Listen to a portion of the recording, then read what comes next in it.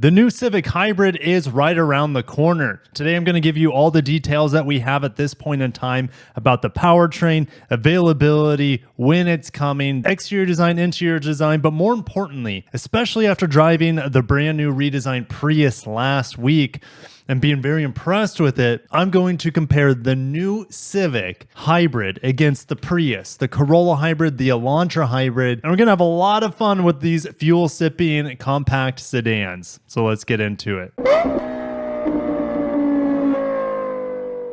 January 18th, Honda dropped a ton of information, not only on their entire business strategy going forward in 2024, they also gave us finally some more concrete information on the Honda Civic Hybrid. We knew it was coming. They announced it a year prior. We just didn't know when it was coming. And we also have confirmation that's going to be a hatchback as well as a sedan. All right, so the Civic lineup will receive styling and feature enhancements for the 2025 model year, including the addition of the Civic Hybrid for both the sedan and the hatchback.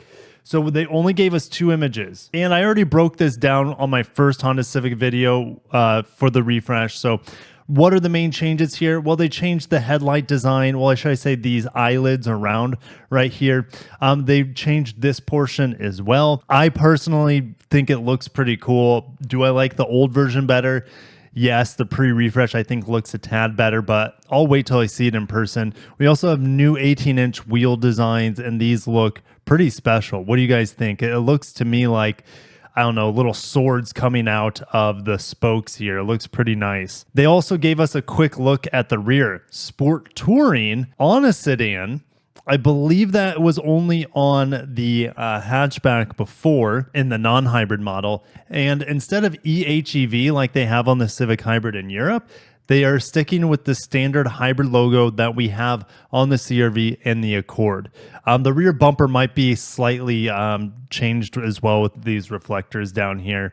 And we also have parking sensors down at the bottom as well, which are only going to be on probably the top sport touring trim. Now back to the article, feature enhancements. What does that mean? Well, they could upgrade the safety technology, which it's already really, really good in the Honda Civic. They could also give it a bigger screen like we see in the Accord, the 12-inch screen.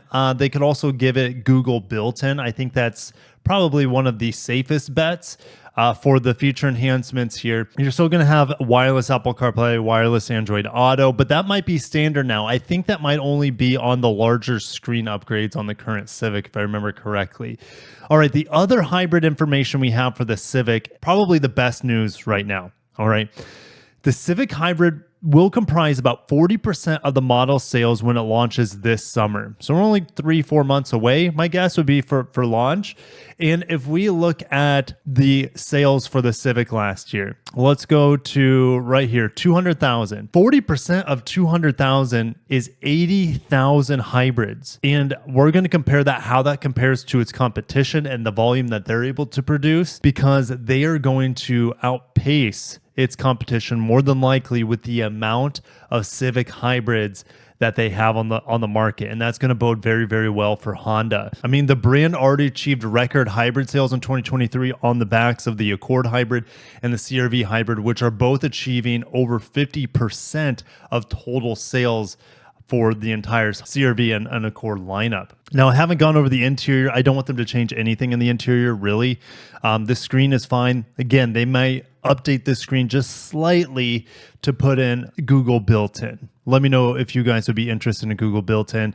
I am happy just using my Google phone for Android Auto. That makes me happy. I love the knobs. I don't want them to get rid of the honeycomb grill vents. Really, the Civic interior is above its competition. I would put the Elantra pretty close to it, but I like the functionality and the simplistic design that we have in the Civic. Of course, you're going to have some leather seats. We're actually looking at the European hybrid model here with the interior, and these fog lights look to be gone, right? The fog lights are gone, more than likely, on the new Civic refresh. We will also get a fully digital screen back here, and you can see some of the metrics. We don't have this currently in the Civic. Not that we don't get the big screen, because I think you get the fully digital screen on the upper models, right? Like the Sport Touring, for example. But we don't have this hybrid yet, right? So this is cool. It lets you kind of see what's going on. On the far right, you're going to have your speed This will be changed, of course, to kilometers, from kilometers per hour to miles per hour in the United States. You have all the information that you want. I'm really enjoying this so far. You can see cruise control information, which will also double down here once it's enabled. You have your digital speedometer. You have this metric here that will tell you how full your battery is, what the engine's doing, how you're regenning everything. You have your odometer and trip meter down here, your park, drive, reverse selection. Down the bottom, it'll let you know if you're in fully electric mode. And on the far left, we have your charge and power. Now, I imagine this whole screen right here will be customizable. But I also look in the far right. Honda will include not only your fuel gauge, but if this isn't enough to show how much your battery's been topped off, you can look over here and you can see the battery is pretty low. It'll never get fully down to zero because the hybrids will protect the battery and run the engine in order to keep the charge up there so it has a nice long and safe battery life. All the metrics are right here. I love this screen, and this is going to be probably on the upper models of the Civic Hybrid. We don't know the trim levels quite yet, but I would assume there would be at least 3 trim levels for the Civic Hybrid, topping out with that Sport Touring that they gave us some teaser shots for. Leather for the high-end models, but if we go to some of the entry-level models, Honda has really nice cloth seats as well that I actually quite enjoy. Watch my impressions on some of the lower models of the new Accord. The cloth seats are quite pleasant. And in Europe, look, they still give you a fake leather or a full leather headrest, which is quite funny. And then here's the basic screen. So your lower models are going to have this more basic screen, analog speedometer on the right, and then this area over here is a smaller 7-inch screen, which will still give you your fuel economy. It's just not as pretty as the fully digital screen, but extremely functional as well. All right, it's just not going to be as customizable or as seamless, I feel like, as that fully digital 12-inch screen. But this is still a really nice screen, I would say, for the base models. And now it's time to go over the spreadsheet to rule them all for you could say they're entry-level hybrids and across the lineups, right? Now, for Toyota, they also have an entry-level crossover hybrid, which is the Corolla Cross Hybrid, and that's kind of in a segment of its own. There's no Kona Hybrid. There's no Seltos Hybrid. There is no Honda HR-V Hybrid yet, but I assume it will get this 2-liter hybrid that we're going to see here in the Civic. Here's the main competitors for the Civic Hybrid. We have the Corolla Hybrid. They've always been competitors, hybrid or not. Elantra Hybrid, same segment. And the Prius is kind of like just a slightly tick up in terms of that premium nature. But I think the higher grades of the Civic will be finding pretty well with the higher grades of the Prius. But it's not going to have the technology the Prius will have. Like, it won't have a digital rear view mirror. It's probably not going to have a 360 camera. So the Prius will still have that on its upper trims. And the Civic will do its best to bring that premium level feel, just not having all of the bits and bobs and the bells and whistles that the Prius has. The Prius has always been kind of a technological showcase for Toyota, and now more than ever with its power and its design on top of that. But the Civic Hybrid, I want to talk about the volume. There's going to be at least 80,000 Civic Hybrids per year. So this is the yearly volume, 80,000. The Corolla Hybrid's not even at 50,000. The Elantra Hybrid, I couldn't find any information on it. My estimate is around 40,000 per year.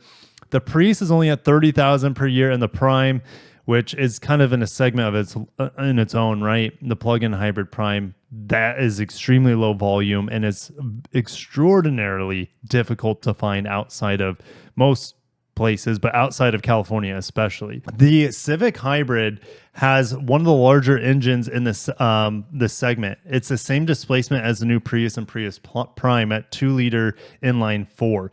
Now, these numbers are not final. Keep that in mind. These are my estimates, but the number for the powertrain is finalized, at least for the European model. We don't know if they're going to make some tweaks for the North American model, but 181 horsepower, which leaves the Corolla, the Elantra in the dust. It doesn't quite scratch the Prius's peak horsepower. However, the Civic Hybrid will have probably a stronger launch compared to the normal Prius from a standstill, right? 0 mile per hour and forward. Maybe not 0 to 60 might not be as quick, but 0 to 30, 0 to 40 miles per hour, the Civic Hybrid is going to be really hard to beat.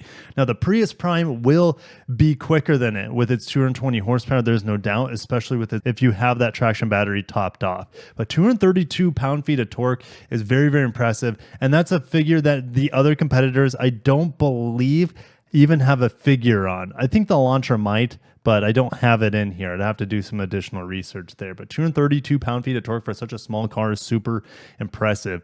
The Civic turbo models with the 1.5 liter don't even have that much torque. It's about 200 pound-feet of torque, if I remember correctly, on the Civic Si. So very, very impressive torque number here. It's front-wheel drive only, and that's where the Corolla Hybrid and the Prius will have an advantage if you need that all-wheel drive.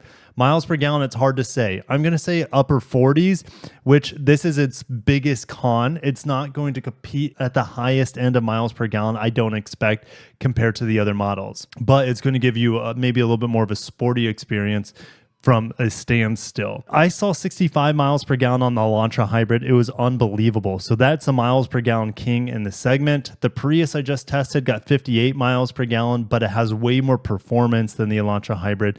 And the Corolla Hybrid, I don't remember filling it back up. So this is an unofficial number, but the clock told me 66 miles per gallon.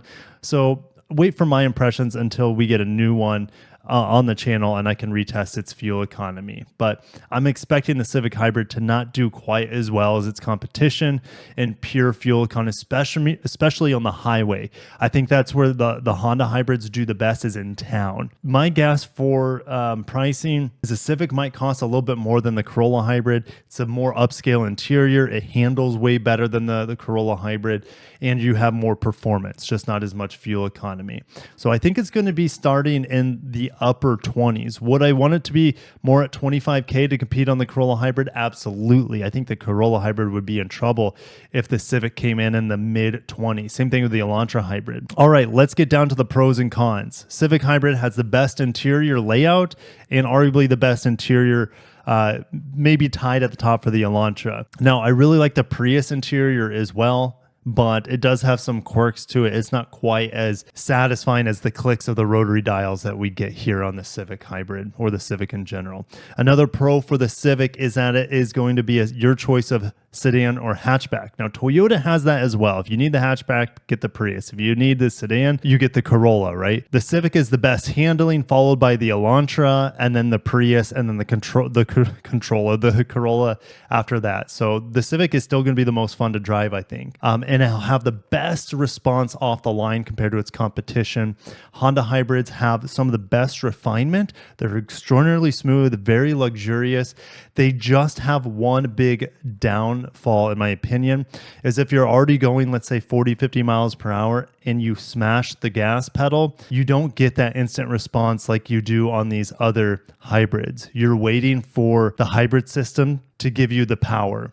So it's almost like a long downshift sort of feeling that you get on the Honda hybrids. Maybe they remedy that here on the Civic Hybrid, but that's how it is on the CR-V and Accord hybrids. So with that being said, I think the Civic Hybrid, the biggest strength that it has, well, two of them. Three, it's got a lot of strengths actually, but its availability is going to smoke the competition. Its torque is very impressive. So its city driving is the most enjoyable compared to its competition. The interior is just great and it handles really well. So the Civic is not going to have any problem selling their hybrids against its competition. The pricing is going to be very interesting where Honda wants to place it at, but it's great to have competition now and so many options. I love all of these hybrids for different reasons. The Corolla Hybrid to me is just the bargain champion here. The Elantra Hybrid is probably the most enjoyable to drive, even though it's slower than the Prius. I just like that 6-speed DCT, but that's also its downfall because I guarantee that DCT is not going to be as reliable as the eCVTs in the Honda and Toyota lineup. So keep that in mind. But I'm going to end it there, guys. Let me know below which of these entry-level hybrid sedan and hatchbacks you're most interested in. Obviously, the Civic Hybrid is up there, right? That's why you click through. I'm super excited for it. And I plan on driving it this summer and giving you my hands-on coverage of the Civic Hybrid. And I'm super impressed with the CRV Hybrid and the Accord Hybrid. They're not the most efficient, but they're the most refined and smoothest hybrids out there. There's no doubt about it. So I'll see you guys down below. If you enjoyed the video and you can't wait for more Honda Civic coverage, make sure to smash the like button and have a great day. Peace.